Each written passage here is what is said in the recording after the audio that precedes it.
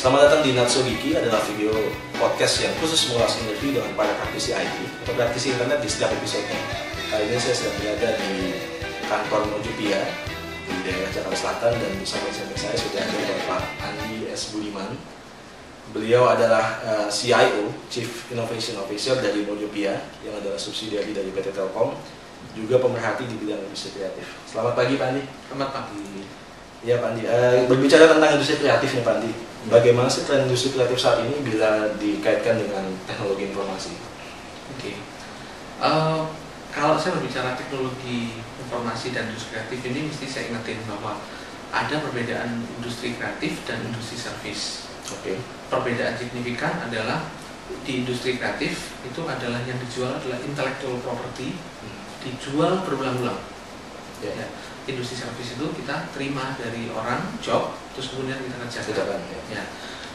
Tren terbesar kalau di internet hari ini khususnya adalah menciptakan website atau situs yang akan mempunyai konten, terus kemudian nanti kita akan mempunyai model untuk monetize belakangan. Okay. Tetapi juga ada tren satu lagi ke arah service, yaitu digital marketing trend. Itu artinya kita menjadi ada di service industry untuk menerima job dari klien dan segala macam. Ini kalau kita berbicara tren yang belakangan muncul ya. Dua komponen ini dua-duanya sama-sama bergerak dan ada pasarnya. Oke. Ya. Artinya ini kan sebagai konsultan ya. Ya. Gini, saya melihat seorang yang ada di industri content creator ini yang saat ini mereka menyebut dirinya sebagai startup. Mungkin salah satunya adalah Natsugiki ya. Nah, ini salah satunya startup. Yeah. Perlu memiliki income yang lebih sustain dalam pengertian dapat yang cepat apa? Yeah. Di sebelah sisi kanan, yang ini mereka tuh servisnya kepada brand, relationshipnya dengan advertiser. Mereka ini maunya apa saya bikinin. Nah, dua ini harus ketemu di tengah, dan yang saya lihat untuk menciptakan short term sustainability, short termnya kita mau tidak mau menggunakan model ini, tapi untuk long term brand dan sustainability-nya yang sebelah kiri ini lebih bagus. Oke. Jadi kita hari ini butuh dua-duanya. Ya, dan saya lihat ya udah terima job sambil punya apa namanya konten untuk konten itu. Bicara tadi udah service tadi Pak. Ya. Artinya kan berarti brand Indonesia sudah banyak yang melirik ke arah digital online lah, digital campaign online lah. Sudah tertarik ke arah sana gitu artinya. Nah, sebetulnya apa yang harus diperhatikan oleh pemilik brand ini untuk terjun ke area digital ini? Oke. Tesis saya begini, hari ini balik media digital itu menganggap dirinya itu media publisher. Misalnya saya ambil contoh kayak Kompas, Detik dan segala macam. Artinya mereka itu menjadi bersaing dengan media konvensional atau tradisional, mengatakan bahwa pasanglah di tempat saya, jangan masang di TV saja. Gitu. Ini challenge-nya besar. Kalau hari ini saya lihat dari advertising spending di Indonesia ada 48,7 triliun, itu mungkin hanya 300 miliar maksimum untuk total industri digital. Itu pun untuk semua media internet maupun mobile saat ini. Okay. Dibanding itu masih kurang dari 1%. Itu jauh banget. Nah, pertanyaan saya kok tidak mampu dari sisi industri digital yang lebih industri konvensional, TV, radio, newspaper ini, digital itu menawarkan I will answering your complete cycle. Ya, ayo kalau kamu masang iklan di TV ada respons, kalau saya teks saya bisa dapat iklan saya tercatat atau apa, dapat hadiah langsung, sehingga apa? Kita tahu profil orang yang nonton itu merespons terhadap iklan yang saya tonton enggak.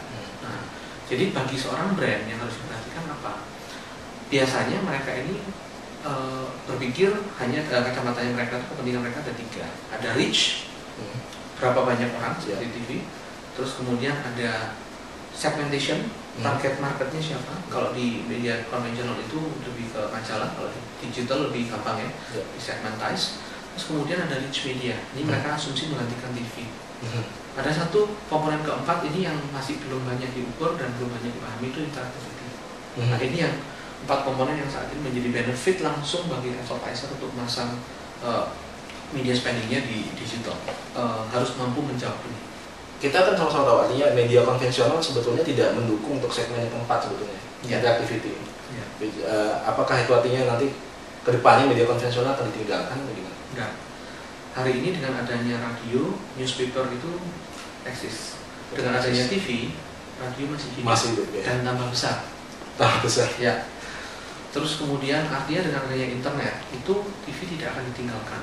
Waktu kita launch plaza.com di Global TV waktu itu, ternyata response rate dari orang-orang yang mengakses internet pada saat tayangan TV muncul itu tinggi sekali.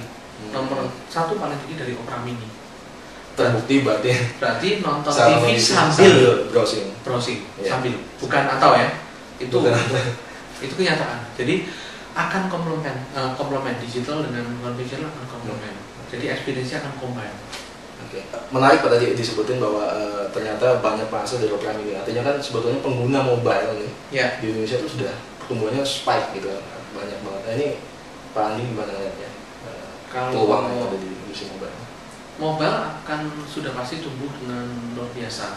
It's already berapa ya? Mungkin setengah dari planet ini pakai mobile ya. Nah, terus pertumbuhan terbesar itu hari ini kalau di Indonesia itu ada di mobile internet. Mobile sendiri sudah eksis melalui SMS, MMS akan coba dipromot lagi. Terus kemudian hari ini dengan adanya, ambil contoh ini, penjualan BlackBerry di Indonesia itu numbersnya mungkin 10% dunia, 3 sampai 4 sampai 5 juta lah. Top itu range-nya, saya nggak pernah tahu angka persis. Penjualannya BlackBerry wannabe, kita ngomong brand China brand macam itu per quarter, per 3 bulan itu hampir 2 juta. Jadi teman saya mengatakannya kalau ada apple, ada berry. Ini kan buah. Nah, this is not the real fruit, but this is a plastic fruit. It's a very fast growing. Jadi ya ini ramalan saya ya. Sebentar lagi hari ini yang pakai internet mungkin semua orang seperti kita ini pakai internet. Sebentar lagi mungkin teman-teman kita yang di desa, petani, even mungkin our maid at home driver akan punya Facebook. We are going to be added a friend by our that's true. Okay. Lalu bagaimana dengan sosial media, Pak? Sebetulnya strategi apa yang bisa diterapkan oleh brand dalam pemanfaatan sosial media? Hari ini kalau saya lihat sosial media sih pengguna mobile nomor 1 di Indonesia itu traffic paling tinggi pernah sepanjang sejarah itu nomor 1 malah dari Friendster. Nomor 1 itu mungkin sekitar 2 tahun lalu kali ini, Mbak. Mungkin setahun 2 tahun lalu ya, kira-kira segitu. It's the highest peak ketika Friendster itu di mobile pakai WhatsApp ya, itu luar biasa sekali. Nah, kalau dari sisi brand, pertanyaannya kan lebih kepada how do I become a relevant brand. Jadi dengan konsep relevant ini bukan berbicara tentang awareness, tetapi berbicara tentang siapa yang kamu ajak ngomong dan message-nya apa. Nah, hari ini brand itu bisa caranya juga bisa bermacam-macam. Mereka menciptakan story. Kalau kita sebutnya itu menjadi branded content. Jadi kalau kita ngomong sekarang games nomor 1 di dunia nih, let's say ya. Hari ini bisa modelnya Facebook apa sih sebenarnya? Games satunya, sama advertising. Games lebih duluan loh bisa model ini jadi daripada advertising. Gitu? Karena games ini orang dapat direct benefit, entertainment. Game-game terbaik di Amerika, rating nomor 1 semua, yang terbaik dari 10 mungkin sebagian besar itu branded content. Artinya dikasih sama let's say brand seperti Nestle lah, Unilever lah, apa tuh ngasih game untuk apa? Experience. Nah, ini adalah kacamata brand untuk ngomongin ke social media, ngasih value proposition apa? Experience my brand through the games. Gitu.